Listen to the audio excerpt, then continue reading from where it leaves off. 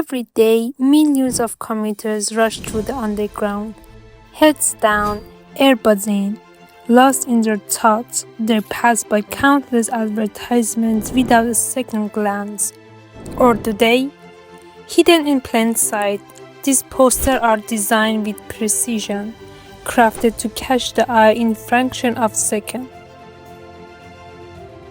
Today, we reveal the secrets behind this underground poster.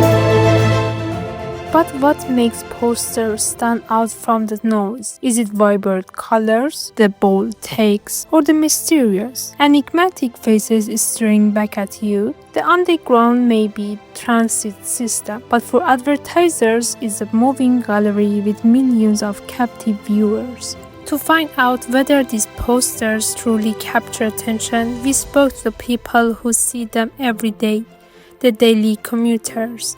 Do they notice them? Do they care? Let's find out.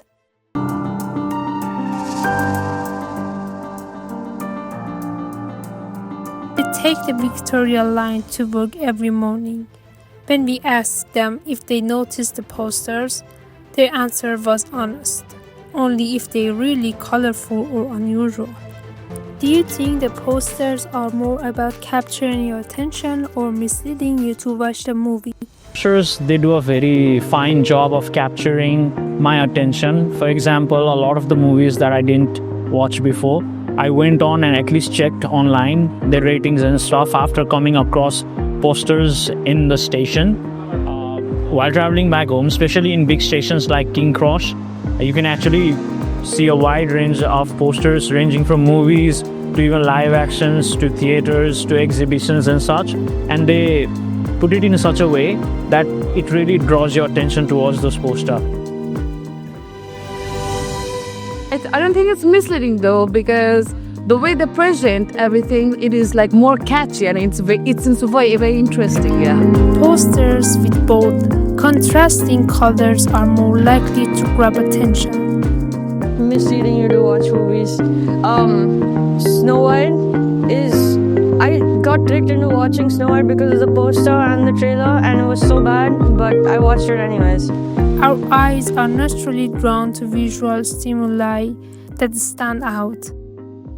Have you ever watched a movie solely because of the poster you saw here? Because of the poster, because when I see them, especially when it's like in a station, it makes me a bit curious about the movie, but then I'm just thinking, oh, maybe I should look for like a trailer, or I should just search for in the web. So not just about the poster, but definitely if it's like really good poster, I can just start it to be curious about it.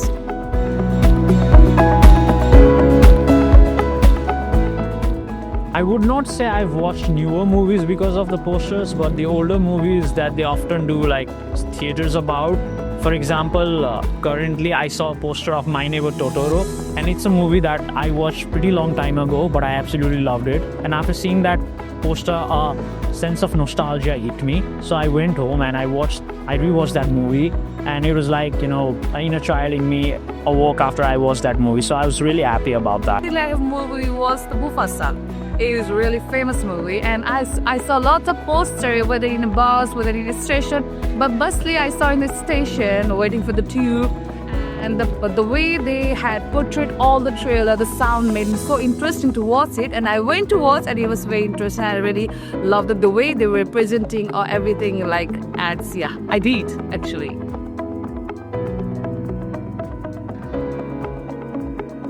I watched Dune because of it. I watched this movie called Maze Runner, and I watched it because of advertising in train stations.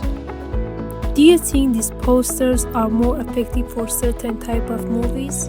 No, because I feel like every movie poster nowadays is formatted the same way. So every poster, even though it's different, it still looks the same somehow. How do you feel about the digital posters compared to the traditional printed ones? I prefer digital ones because they're also like, I don't know, makes me a bit curious, and I'm using way more digital than like traditional TV. So I think I would prefer the digital posters over like the traditional one.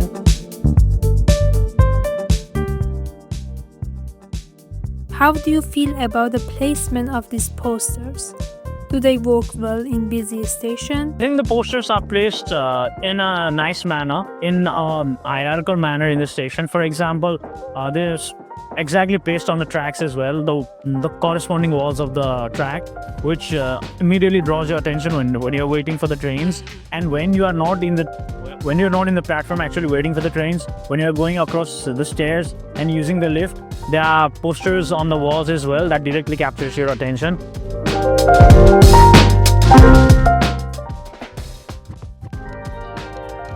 I'm always listening music when I'm in the station, especially in underground. So I need to look at things. Yeah, I think they are working well. Sometimes I miss it, but if it's big enough and if it's colorful enough, then it captures my attention. Do you think these posters added to the atmosphere of the station, or do they just feel like ads?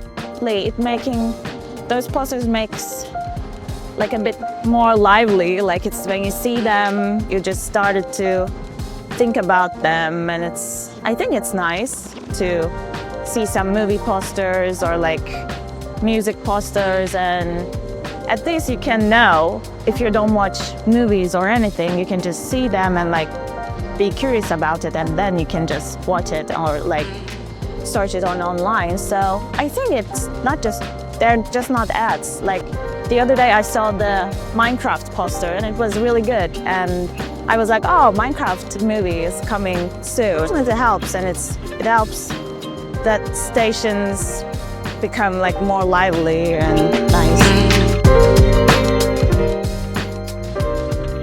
Well, I will say it feels like quite interesting actually.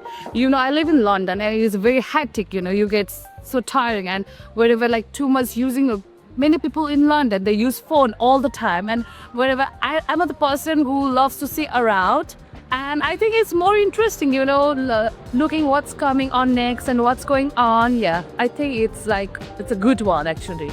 Our interviewers revealed that while many of commuters found posters memorable, only few viewed them as a clickbait. The remaining admitted they ignored them altogether. Still, for those whose eyes linger even briefly, the impact was significant. Behind every eye-catching poster is carefully planned design process. From color theory to typography, each detail is meticulously chosen to attract attention in seconds. How do you choose the color palette for the poster? So it's somewhat dependent on the brief. With some clients, they have specific colors that you have to use, and that will sort of distinguish their brand from other brands.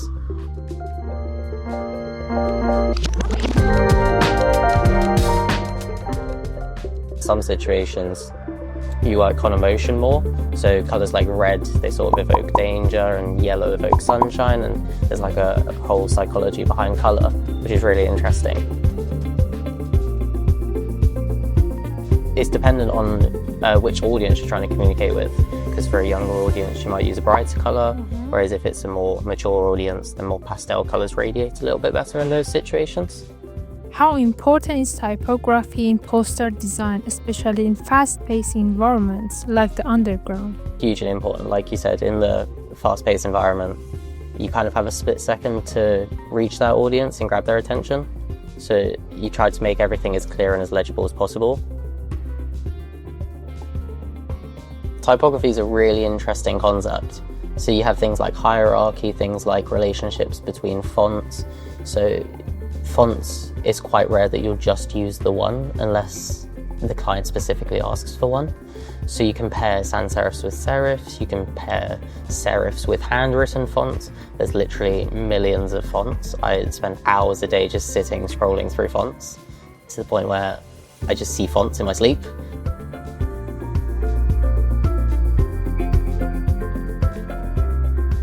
the thing at the top may not always be the first thing that you see in that fast-paced environment. If you've put the biggest piece of type at the bottom, obviously it's the most legible, it's the most clear, it's the thing that's really going to grab the audience's attention.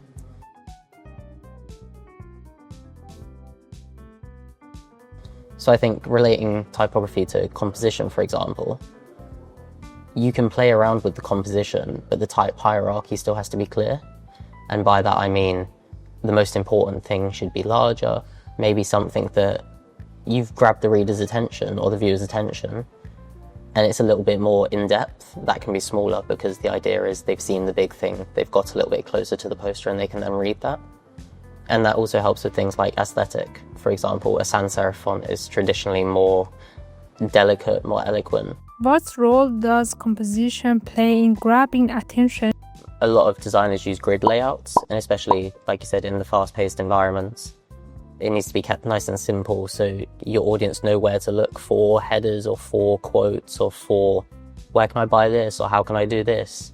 So I think keeping it simple but also interesting with the composition is very important, especially for projects like TFL posters. How do you decide what visual element should be the focal point? I think it comes down to the audience and your main aim. So if your main aim is to have someone buy something, you obviously want the item to be front and center. You want them to see what they're going to buy. You want them to know what they're going to get. Whereas if you're more trying to communicate an important message, then having the text bigger than the imagery is obviously really important. So I guess it kind of comes down to your main aim, your main goal, your main aspiration with that project. What are some common design mistakes that reduce poster effectiveness in a public space? I think again it comes down to the audience. With your elements, your shapes, your colors, your even things like textures or format, as long as you're communicating to the right audience, there'll be some form of interest if it's effective. So I think that in terms of mistakes, designers, there's no real mistakes. There's just how successful something can be, or maybe how can we improve next time. So I think that as long as you're reaching out to the correct audience and have the correct, the correct structure within the design, then no mistakes, it's all good. How do you design differently for genres like horror, romance, or action? So if you're designing something for horror, you might use sharp edges